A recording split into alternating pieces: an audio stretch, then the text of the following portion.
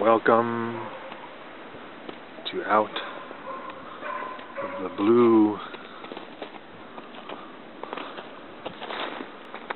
number 48. Today we are going to talk on the subject of time travel.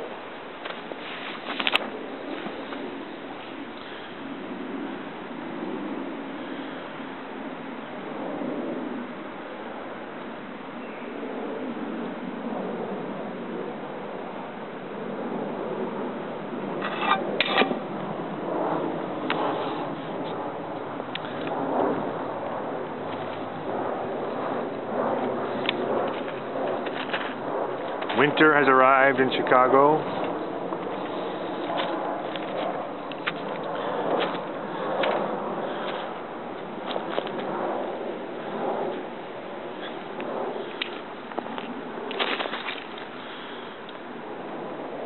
We are here in what I call Camp Woodshed.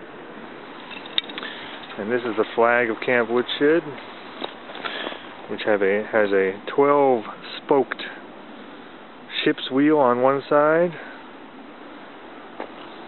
in contrast to the Buddhist ship's wheel, which has 8 spokes. The Camp Woodshed ship's wheel has 12 spokes, one for each key. Camp Woodshed.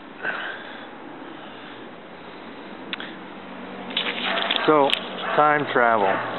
Neo-Swedenborgians can travel in time, and I will explain how.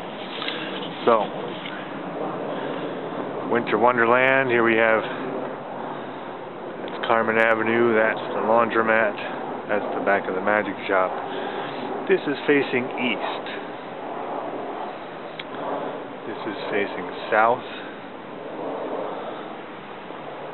This is facing north. This is facing west. That, obviously, is up, and that is down. So, time travel requires the use of the imagination. And what we have to imagine is simply that each moment ticks off and goes up. So the time ticks off, and goes up. So, yesterday in this spot would be directly up. Tomorrow hasn't gotten here yet. Tomorrow would be down. So that's simple enough. And this is going to be used. I'm going to use an example of trauma, of emotional trauma.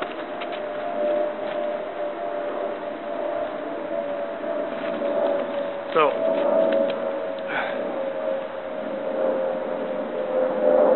we have everybody, has some trauma of some sort.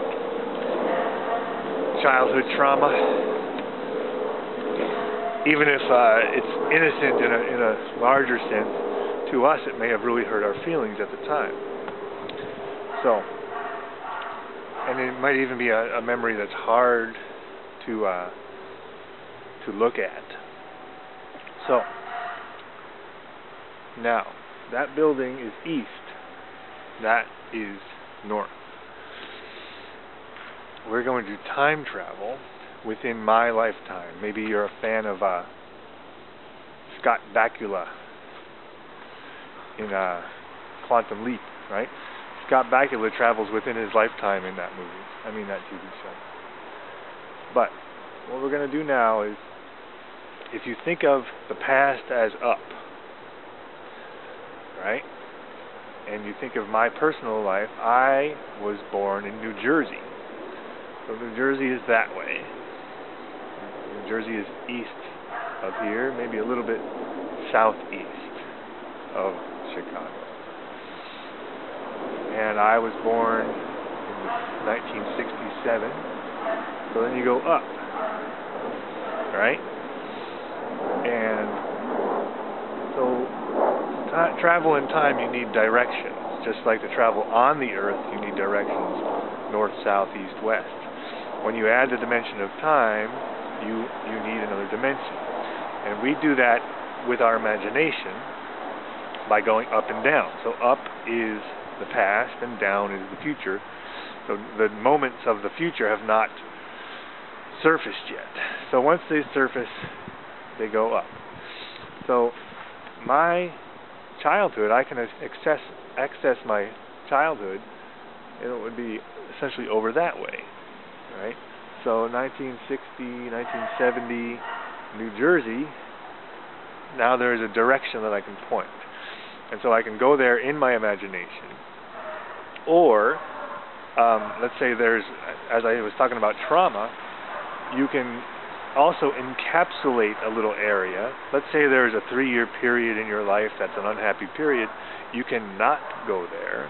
You can wrap it up, and then you can take special trips there to access it. Okay? So this applies to Neo-Swedenborgianism because it is in this yard that I figured all this out. And if you go straight up from this yard has historical significance. So if you go straight up from the yard next door, you end up with this book. This is the American Encyclopedia of American Facts and Dates. This is Tulip. Hi, Tulip. But anyway, 1730 to 1734, the chapter heading is Growing Anglo-French Conflict. Did I say glowing? Growing. 1734, Growing Anglo-French Conflict. Now, I'll point this out again. Totem for T. Jacques, which is a fiction novel, but it's set in this region. There's Lake Ontario, Lake Erie, Lake Michigan, Indiana, Illinois, and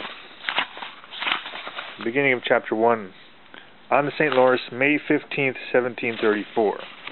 So, when we're talking about traveling in time, we're talking about what was really happening here then.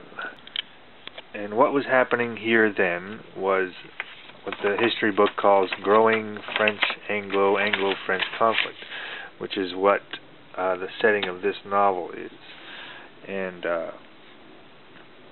but how it pertains to today is that we live in the outcome of that conflict. So Chicago today exists post-Anglo-French conflict, in which the Anglos, which is to say the English, which is to say us, won this conflict. And the people who T. Jacques represents, which is the French traders and the Indians, the Native Americans, got kicked out north into Canada, south into Oklahoma. And I'll end with a quote from Henry David Thoreau,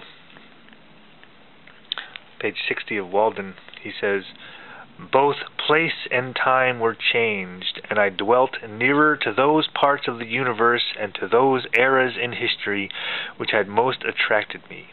Where I lived was as far off as many a region viewed nightly by astronomers. We are wont to imagine rare and delectable places in some remote and more celestial corner of the system, behind the constellation of Cassiopeia's chair, far from noise and disturbance. I discovered that my house actually had its site in such a withdrawn but forever new and unprofaned part of the universe." And put simply, I discovered the same thing.